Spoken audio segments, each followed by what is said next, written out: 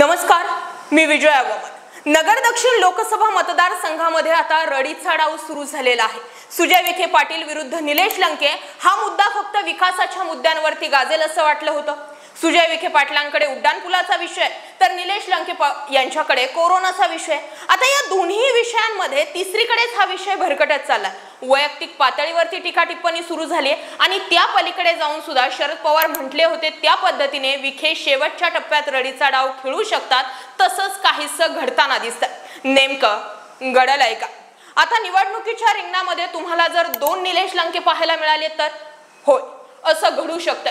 कारण सूत्रांच्या हवाल्याने मिळालेल्या माहितीनुसार एक अपक्ष डमी उमेदवार हा निवडणुकीच्या रिंगणात असू शकतो, ज्याचं नाव निलेश साहेबराव लंके हे असण्याची शक्यता आहे। दरम्यान ज्या व्यक्तीने हा उमेदवारी अर्ज दाखल केलेला आहे तो विखेंचा कार्यकर्ता असल्याच्या देखील आता चर्चा सुरू झालेल्या आहेत। आणि मग या सगळ्या चर्चांमध्ये प्रश्न असा पडतोय की जर सुजय विखे पाटील यांच्याकडे धनसंपदा, 3 पिढ्यांचं त्यांचं राजकारण राहिलेलं आहे, आतापर्यंत विखे घराण्याने पराभव कधी चाखलेला नाहीये, मग या सगळ्या घडामोडींमध्ये डमी उमेदवाराची गरज का पडली असे अनेक प्रश्न या निमित्ताने उपस्थित राहिलेले आहेत। दरम्यान यामध्ये घडलंय असं की ज्या व्यक्तीने सुजय विखे पाटील यांचे शपथपत्र तयार केलेलं होतं, म्हणजे ज्यांनी नोटरी केलेली होती, त्याच व्यक्तीने हा डमी उमेदवार असणाऱ्या निलेश साहेबराव लंके याचं शपथपत्र तयार केलेलं आहे। ज्या व्यक्तीने स्टॅम्प विकत सुजय विखे पाटलांसाठी घेतलेला होता त्याच व्यक्तीनं निलेश साहेबराव लंके या व्यक्तीसाठी स्टॅम्प विकत घेतलेला आहे। आणि या सगळ्या गोष्टींच्या खानाखुना थेट सुजय विखे पाटील यांच्यासोबत दोर जुळवणाऱ्या आहेत अशा देखील आता चर्चा सुरू झालेल्या आहेत। दरम्यान शरद पवार यांनी अगोदरच निलेश लंके यांना सावध केलं होतं की शेवटच्या टप्प्यामध्ये रडीचा डाव खेळला जाऊ शकतो। ज्यावेळी निलेश लंके यांच्या जनसंवाद यात्रेची सांगता सभा झाली त्या सांगते सभेत शरद पवारांनी सांगितलं की राधाकृष्ण विखे पाटील यांनी एका मुंबईतील व्यापाऱ्याला हाताशी धरून माझ्यासोबत बोलणी केली की काहीही करा, सुजय विखे पाटलांविरुद्ध दुसरा कुठलाही उमेदवार रिंगणात द्या, परंतु निलेश लंके याला देऊ नका। आणि पुढे घडवलंही तेच।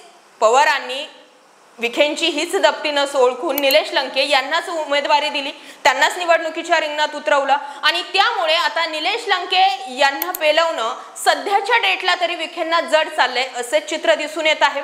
दरम्यान ही निवडणूक फक्त याच मुद्द्यांवरून गाजत नाही, ही निवडणूक बऱ्याचशा मुद्द्यांवरून गाजते। या निवडणुकीमध्ये सुप्याचा प्रश्न आहे, गुंडगिरीचा प्रश्न आहे, दहशतवादाचा प्रश्न आहे, घराणेशाहीचा प्रश्न आहे, नात्यागोत्यांच्या राजकारणाचा मुद्दा आहे आणि या सगळ्या गोष्टींमध्ये निलेश लंके तरतील कसे असे अनेक प्रश्न आहेत। दुसरीकडे बारामतीमध्ये सुद्धा हेच घडतंय। अजित पवार त्या ठिकाणी रडीचा डाव खेळण्याचा प्रयत्न करतात। अजित पवारांनी आपल्या प्रत्येक भाषणामध्ये सांगितलं की पुढे जाऊन शरद पवार भावनिक राजकारण करतील, पण आता शरद पवार तर सोडा, पण या ठिकाणी सुनेत्रा पवार आणि अजित पवार यांच्याकडूनच भावनिक राजकारण सुरू झालंय। अशामध्ये सुनेत्रा पवार यांचे चान्सेस कमी असल्यानं आता सुप्रिया सुळेंविरोधात सुद्धा डमी चिन्ह तयार झालंय। तिथे डमी उमेदवार सुद्धा आहे, परंतु डमी चिन्ह दिलं गेलंय। सुप्रिया सुळे यांचा तुतारी फुंकणारा माणूस हे पक्ष चिन्ह आहे, तर डमी उमेदवाराला सुद्धा तुतारीच दिली गेलेली आहे। मग अशामध्ये मतदारांमध्ये संभ्रम निर्माण करून काही प्रमाणामध्ये तरी मतांची वाटाघाटी करायची किंवा मत विभाजित करायचे असा डाव बारामतीमध्ये टाकला गेलाय आणि आता नगर दक्षिण लोकसभा मतदारसंघामध्ये सुद्धा टाकला गेला।